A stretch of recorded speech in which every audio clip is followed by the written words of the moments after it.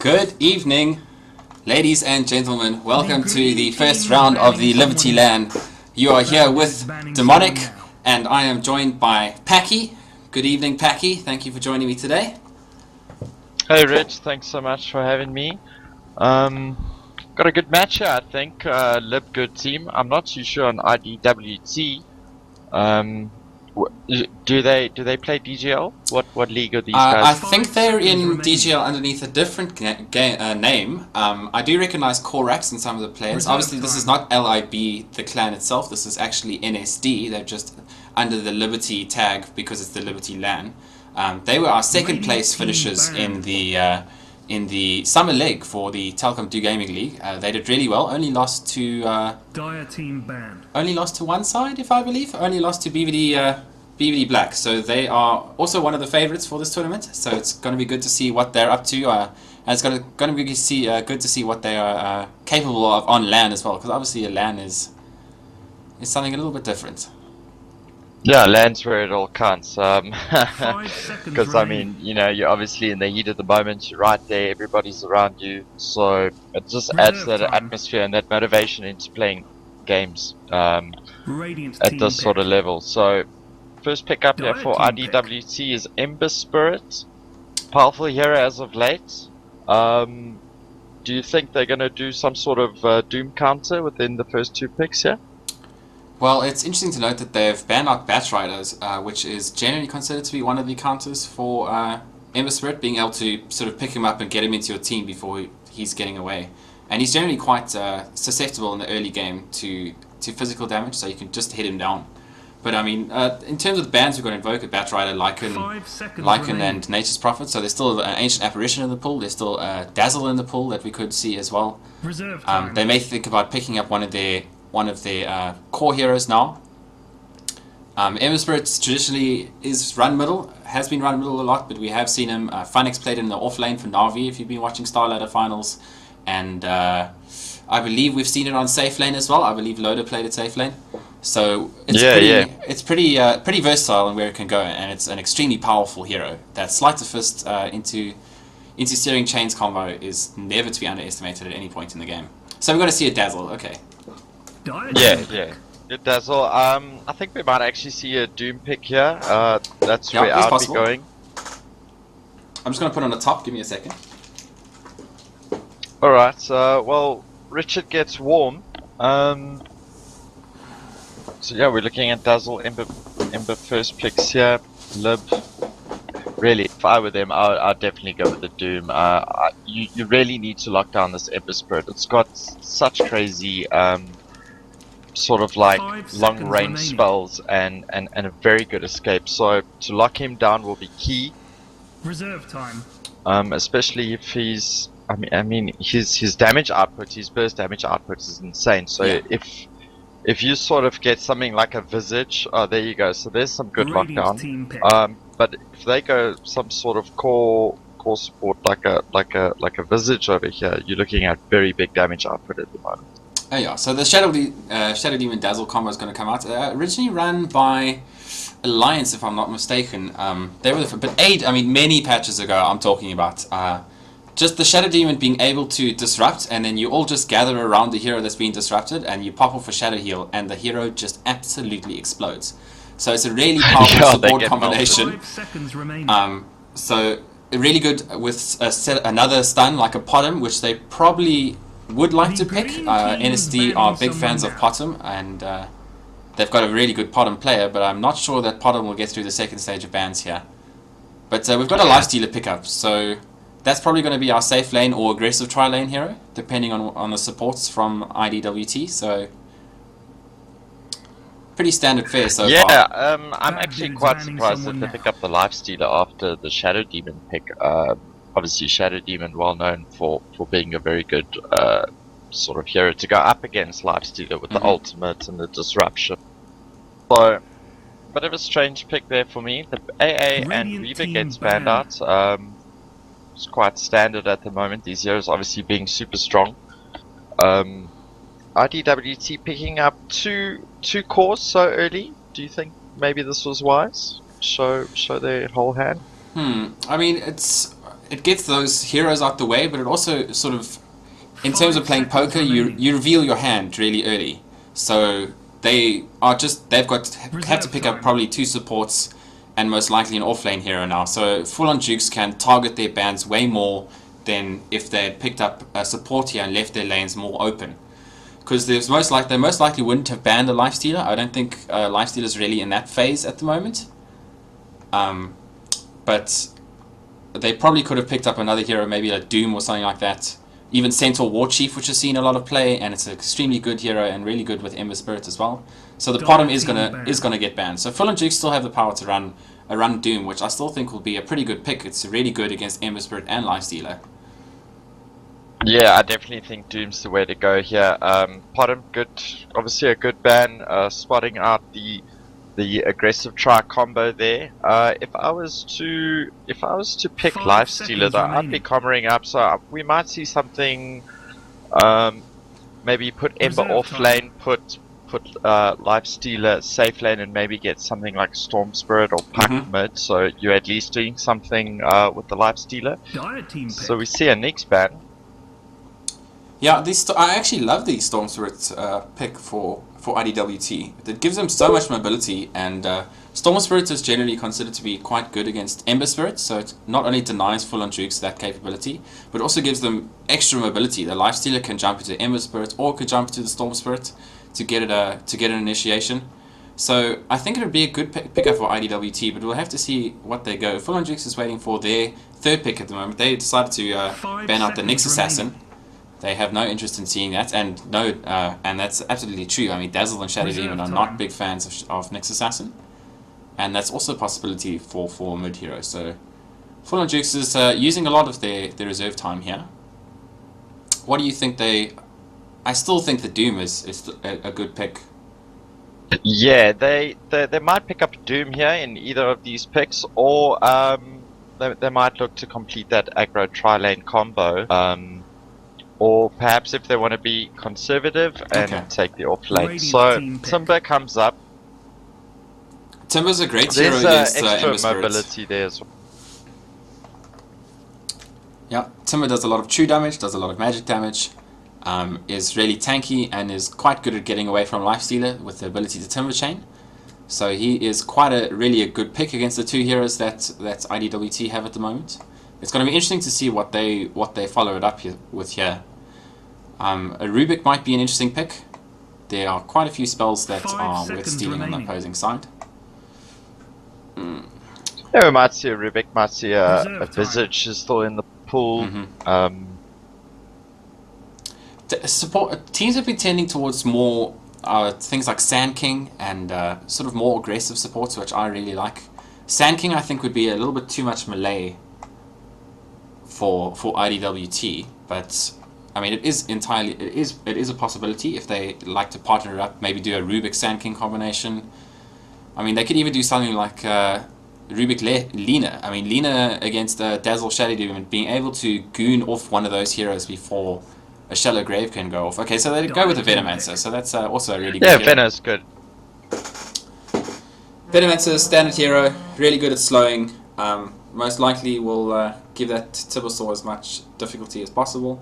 But though they could iDwT still have the possibility to run an aggressive tri-lane here. Yeah, that's true. And another thing that Benna actually brings to the table here is the first sort of sign of any good push that iDwT has at the moment. 5 seconds remaining. Obviously, it's going to be very difficult, I think, for Full-on Jukes to now even sort of try and take any sort of high ground fights, things like that. Yeah, so we're going to see a Razor. Interesting. So that's a good counter to Lifestealer. Being able to static link and just steal all the Lifestealer's damage is... It first happened a couple of patches ago, and it's become a pretty standard pick against things like Lifestealer and Obsidian Destroyer. Just so that you can sap all their damage away. So that's a good pick, and should follow up fairly well with the Shadow Demon and the Dazzle. Because if I think it doesn't break if you disrupt him. So that works up nicely with them. 5 seconds remaining. That I was about to say exactly the same thing. Yeah. So, and it's also a pretty good mech carrier as well. But they do Reserve time. have quite a few mech carriers on Full on Jukes. So we're going to see a Centaur Warrunner. So Dive that's most team likely back. going to be their offlane hero for iDwT, and a good pick for them, I think. Yeah, I'm not surprised. I mean, this is actually the most picked hero in Pro Dota 2 games, I think, for the entire month of April. And I mean, I'm not at all surprised. He's so strong on the off, 5 but seconds remaining. what sort of setup does that leave our lanes with now? So we could see a Centaur in the safe lane against a Timbersaw, where I think he'll match up fairly well. And we could put the Lifestealer Venomancer +1 into an aggressive tri-lane with an Ember of Spirit middle. Radiant team We could do banned. something interesting, maybe dual lane the Venomancer and Centaur, and Lifestealer pair it up with a combination in the safe lane, put the Ember Spirit middle. I mean, the combinations are quite, for full-on Jukes, it's also quite open. I mean, they might want to farm that Razor, they could probably stick it middle as well, and I think it'll do absolutely fine. 5 Yeah, I'm not too seconds sure remaining. how the Razor Ember matchup goes, but I would Reserve actually time. think it's quite fairly even, if I was to imagine it. Yeah, I think the Razor will be just fine. I'm not sure how the static link works with Sleight of Fist.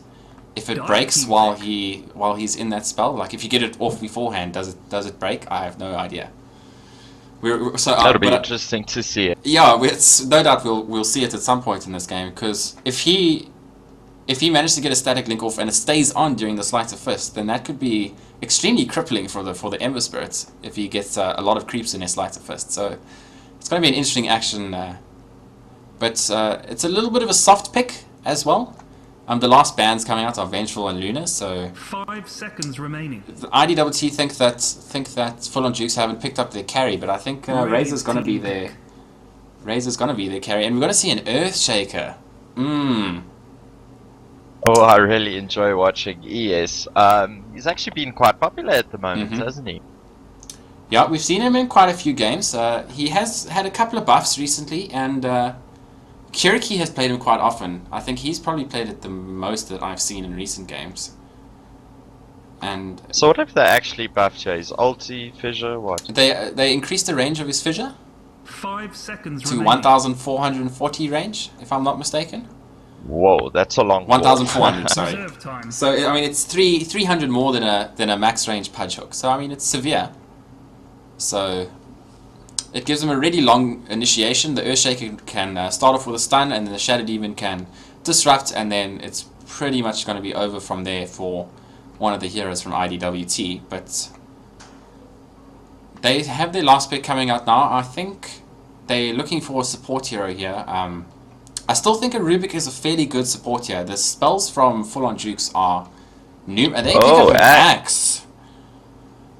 So if I were full on Jukes, I'd want to sort of try and win this game during the mid game, because if they go late game versus iDwT, I think they're going to have a lot of issues. Yeah, Full on Jukes, even with their picks, you can see that they want to end this game early. They have no interest in running this game late.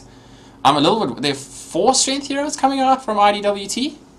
I mean, they're going to be an extremely tanky lineup to deal with, and I think if they get a couple of early cloaks just to get some magic resistance up, I think they probably be okay. But I think it's on Full on Jukes here to bring the aggression. They will most likely want to run an aggressive tri-lane, and I think hassle that axe if he's going to bush. I think so as well. I think that 5 LiB seconds remaining. or Full on Jukes actually really need to, yes, like you say, bring their aggression to them, and they sort of need to win the super early game to mid transition if they have any chance of winning this game before iDwT get way too fat. Yeah, and going into game, on the side of iDwT, we have Dazza playing the Ember Spirit. We're going to have Gara playing the Lifestealer, Artwolf on the Axe. We've got Korax playing the Centaur Warrunner, and on the Venomancer we have Miggy. On the side of LIB, we've got Cloud, who's going to take up what looks to be a safe lane Timbersaw, which is exactly what I expected. We've got the Earthshaker middle. He might just be there just to block creeps. I don't think it's illegal, so he might just be there for that. I think no. Santo is one of the solo players for FoJ. I think this is a solo mid Earthshaker, and they're gonna aggressive okay. tri lane. Just to try and maybe core him up to get that early blink. I think if the plan was to win this game as quickly as they can, LiB maybe 30 minutes, 35 minutes, is to get that blink up on ES as quickly as possible. So I think you might be right. I think they will run him mid there, if that's the case. I'm gonna call it now. If he farms well, we might see an early hand of Midas into Shadowblade. This is a Koifer thing. Koifer has run this before. There's a YouTube channel. There's a YouTube video on the internet of this happening. He goes Shadowblade into crit stick, and literally 2 hits any hero on the map, because you charge your totem, you Lothar's in, and then you hit totem hit with 400% damage. It just absolutely melts things like Lifestealer, and it's actually quite good against heroes like that. So this is going to be really interesting to see. I think the mid matchup though, Ember might be giving ES some hard times. Yeah, he's gone his enchant totem first, so if this Ember Spirit decides to run up to him, he could take quite a bit of damage. I mean, that's 100% extra damage, so it's basically DD. A DD hit from the Earthshaker every couple of seconds if he wants to harass. So it's going to be... Plus, if he decides to go for the Flame Guard, I reckon that the ES could quite easily take it off just by throwing his stun and with the damage coming in from Aftershock. So it might be more even than we imagined, but I don't know. I wonder what sort of build we'll see come out from him, like a 1-1-1 or a... I'm wondering. Yeah, Koifer build tends to max the enchant totem over Aftershock. But that's when he's trying to play it as a carry, so we could... I love it. I just love the fact that they're doing this. Make My Day is going to grab the rune here. It seems we've got some lag issues going on. They're just reading up, and we should be underway. So top lane is going to be Centaur versus Timbersaw, which is pretty much exactly what they wanted. I think Cloud is perfectly happy to sit in lane and farm here against the Centaur. He's got to be a little bit careful once Centaur gets a couple of levels with the double edge, but I think it should be fine. Yeah, he's got that reactive armor. He should be alright there. Oh, it looks like we've got trouble here at bottom. Earlier Miggy's in a lot of trouble here. He's been he got disrupted and static linked, and off he goes, and Make My Day gets the first blood there. So that's the aggressive tri lane off to a good start here. Oh, Raping Ninja still got that damage. This Nex has got to be careful. Sorry, you were saying. Yeah. Oh no. Yeah. So that's exactly what I think LIB was hoping for from the start of this game, is to get that early aggression and secure a kill, and that's exactly what they've done. So well played to them. This Axe, I don't know if Axe really was the way to go when you sort of see this lineup coming out from Full On Dukes. I'm really hoping to see him sort of come in and help these guys in the tri lane. Otherwise, if they lose this too hard, they're going to be in a lot of trouble. Yeah, I suspect that the Axe is most likely going to spend quite a lot of time here. I mean, just the Axe and Veto combo is really strong. Just the ability to be able to run at those heroes while they're slow. So I reckon if they can do that with open wounds, I mean, it's going to be pretty easy kills here. Especially once they get a level or 2 up in Battle Hunger if he can. He's trying to get as much levels. Okay. We've got some action bottom. Some damage is being stolen. Miggy's just taking... trying to mitigate some damage. Yeah, just zoning him out there. Yeah. So Raping Ninja's doing just fine. In terms of last hits, Centaur's taking an early lead, and Cloud is taking a lot of harass here. He wasn't pulled any tangos. He's got a salve and he's got a tango left.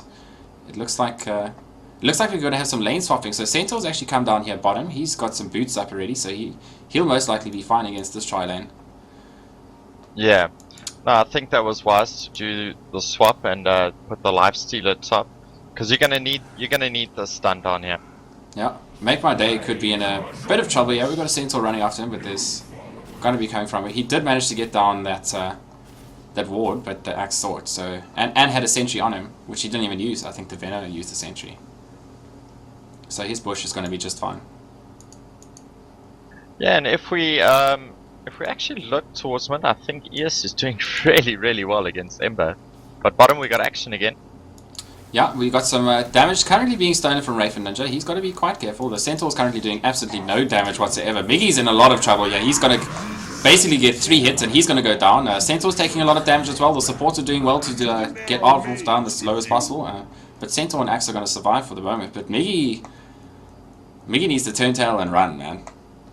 Yeah, if you actually looked at how much damage Razor did steal there, I think he had about 140, 150 damage. So that sort of damage coming out at sort of 4 minutes into the game it's quite intense. So I think iDwT really need to play smart here at the moment and maybe try and do something with the Axe, get a call in and follow it up with a good Gale and stun, and maybe try and pick someone off because they're going to struggle here. Yeah, I think they actually should have just left the Nax here. He probably would have survived against the tri-lane just fine. And the Centaur was utterly destroying top. We can see now that Cloud is, because the lifesteal is up here, Cloud's been able to go on the aggressive. He's got up to 17 last hits. He's tied with first with the Earthshaker, who's got a haste in his bottle. He is maxing that enchant totem, so it looks like, I promise you, we're going to see a Lothars come out of this man. And he's making a little movement here towards mid, so you'll block him. And he's got a haste. Oh, Daz is in some trouble here. We're going to see the enchant totem. That's plus 195 damage he's got on him currently with that level 3 enchant totem. And the whole of Make My Day is coming around the tower. Oh, Dazza, run. He puts on his flame guard, but I fear it may not be. Santa's damage is mainly going to be physical, and there we go. If Razor picks up the kill, that would use the entire tri-lane from full on Jukes getting absolutely the best start that they could have asked for here. They swapped out a sort of a lane swap, which I don't think was really obviously the right way to go. Like you say, I think Garo would have been fine bottom and leave Central sort of top just to get that early blink so they can get a bit more control out on full on Jukes, because full on Jukes at the moment are the aggressors at the moment. They're the ones initiating, and a blink on that Centaur is imperative. Yeah, I mean, he could have gotten a really quick blink. I don't think the Timsaw would have been able to kill him either, especially once he got his Tranquil Boots up. So Korax was going to be just fine top, but if you look bottom, his creep progression is basically stopped since he came to this bottom lane. But I suppose on the upper hand, Nax has gotten some CS. He's up to 8, but he's taking so much harass from Cloud that he's going to have to get out of this lane quite soon, because Cloud's going to get up his mana boost now. He's got 1,000 gold, so those should be coming at the secret shop right now, and yeah, Guava's gonna that's a tough time. Nice and early. Yeah, no boots or anything out for Dazzler, but we go. Oh, Santa with a DD could, I think, one-shot a hero with an enchant totem. Oh, please do it! I really want to see that. I love that this welcome to LIB LAN. This is first game we're going to see ourselves with a carry Earthshaker, exactly what I wanted from this. And we're going to be here all weekend. Well, I will be here all weekend. I'm sure Packy will come and say hi every now and then. It looks like Korax might be in a little bit of trouble with the support, so are heading towards middle. I think they're looking for this, looking for Aardwolf, and they might just find him here. He's Aardwolf. Oh, he's gonna try to run for the cover of his tower. He doesn't know that these supports are here. But they've just been spotted, so they're just looking around the bush. They're checking. They might spot him here. Or Aardwolf maybe. Or Make My Day actually maybe in some trouble here. I've absolutely lied to you. Pops that double damage, one enchant totem, and the axe goes back to base in a body bag. Actually, soloing up Razor there. Very close to dying though with a double edge, but managed to get him. But Dazzle and Shadow Demon, they smell that. They want blood. Yeah, he's got a level on Shadow Poison, so he can scout, or he's looking for it. Korax smells that there's something here. He just wants enough to TP out. He's still 13 mana short. He's a long way from home, and Yeah, I think he'll be fine. Yeah. It's 7 minutes There's a into bit the of action game, going and on top here. Cloud doing big damage to both Miggy and Gara. he's got another Timber Chain. He's got his ulti, so he'll just use his ulti for now. He won't have enough to Timber Chain after the next, but that's a solo kill for him, so... He's managed to pick up 1,200 gold in a minute, so he's not doing too bad on this. Not too bad. I hear a Centaur ulti going off. It looks like they're going to go for him, so... He actually gets the lifesteal as well, so... That is perfectly fine for him. That is totally worth it. Yeah. That is totally worth it. And at the same time, I think full-on Dukes are going to push this bot tier 1 as well. And Santo doing healthy damage to mid as well. So tower aggression coming in nice and early as well. Corex may be some trouble here. Something bad is happening. Beautiful blocks from Make My Day, who was just body blocking him. 2 stacks of Shadow Poison on at the moment. 3 stacks, only level 1 though. I'm not sure he's going to be able to get it down there. He's going to be able to get away. But I think this tower's gone. Yeah, I think this tower's done for. Santo's got his face boots up, so he's running very aggressive against Dazzle. Does half HP with 1 hit. Earth Totem's got 1 more. He's trying to bottle up to get his HP up. The Dazzle has joined him in the fight, so Dazzle's going to run in. Oh, this is a mistake. Oh, wow, that was fantastic. Back to Earth. Such a great heal and enchant totem, just really good timing from them. Nice rotation in there from Dazzle. They didn't manage to get bottom tier 1 down, but I think the Ember kill just sort of helps cement their early lead here, and I think full-on Dukes very happy with their start. I would be perfectly happy with the start as well. I mean, Timbersaur's picked up a point booster. He's sitting with 1,100 HP, so the Veno and they've got to be careful here with Cloud. He's just going to keep on throwing out the Ras. Santo's actually now come to join the fray. He's ready to start having a little bit of fun. Cloud zips the trees, but gets blocked off by his own Earthshaker stun, so... Forced it out a bit. Make My Day just pinging a regen in the river. And Daz's got his boots up. He did no face boots yet, but he's still trying to farm. He's only got 20 last hits to the 40 of Santo in the mid lane. So the Earthshaker... Is Earthshaker the counter to Ember Spirit Middle? he could actually be. I mean, the damage coming out from him is absolutely amazing at the moment. Well, I suppose So- Ember Spirit is very weak to physical damage in the early game, which is exactly what this kind of Earthshaker build brings to the table. The Aftershock Enchant Totem build, just 1 on the stun. So the stun, I mean, the range doesn't matter. The cooldown doesn't. It's just the stun duration. So. And more often than not, it's about blocking off with that stun more than stunning them itself. Gara could be in some trouble Yeah. here. We've got the Dazzle coming in. Miggy is Oh, just wow, going to big burst. damage. Bottom, it looks like Make My Day might be in some trouble as well. He's going to disrupt the Centaur, but Centaur now looks like he may go after Raping Ninja. Raping Ninja is just going to pop his ulti, and he's draining just incredible amounts of damage. 201, 229, 257. Yeah, he sides that stun so well. Oh! And Earth Santo gets in that time for a level 1 stun to get the kill. Good movement coming out here from NSD. Yeah, Razor stole 250 damage from Centaur there, so he did all the heavy lifting, and he has just come in and pinched the kill at the end. But I think he might want to go on either one of these heroes, positioning himself quite aggressively. Axe knows though. Yeah, iDwT are just currently grouped up around. We've got 2 around the T1, we've got 2 just sitting under the cover of their T2. Ember Spirits is really finding it tough to farm here, even though NSD actually haven't taken a tower. They are very aggressively top placed. Nexus jumped into Centaur top. They're gonna look for some blood. Radiant's bottom Oh, tower if Corex gets a stun here, this may be good. Double Edge needs to go off, but Corex immediately finds himself, and Kara are both just going to go down. Miggy's going to try his best to slow them down, but Corex is just going to go down as well. Miggy now is finding himself in a lot of trouble. And Cloud is just going to get a double kill and clean that off. So what looked to be a good initiation start turned into disaster pretty quickly.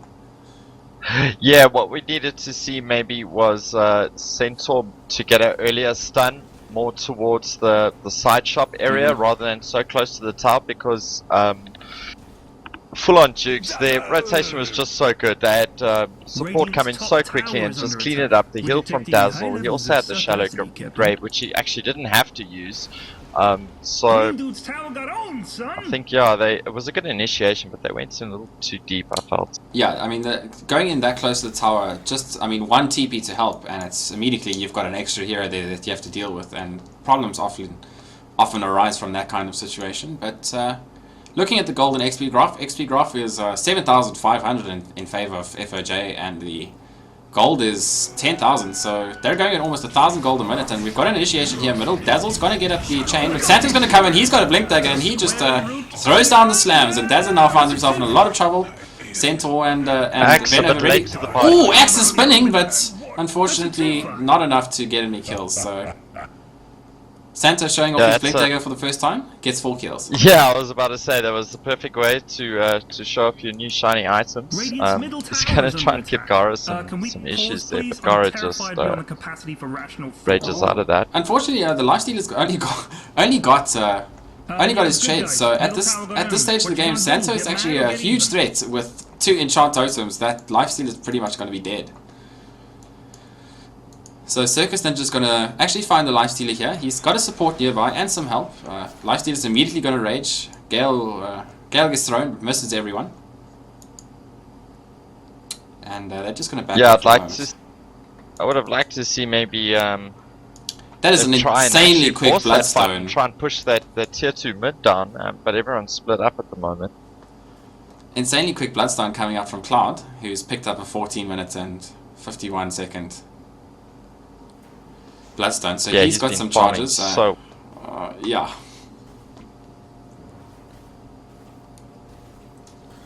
He's 5-1-1, so he's had a really good early game. Pretty much set for the mid game with the Bloodstone. He's not going to have any mana issues anytime soon. Raping Ninja's picked himself a Yasha plus Drums and FaZe. So I mean, the team of FoJ are just insanely rich. Yeah, they've had a fantastic start. I think they might actually try and force a fight here, because they're not allowing really Axe or Nikes to farm even in their own jungle.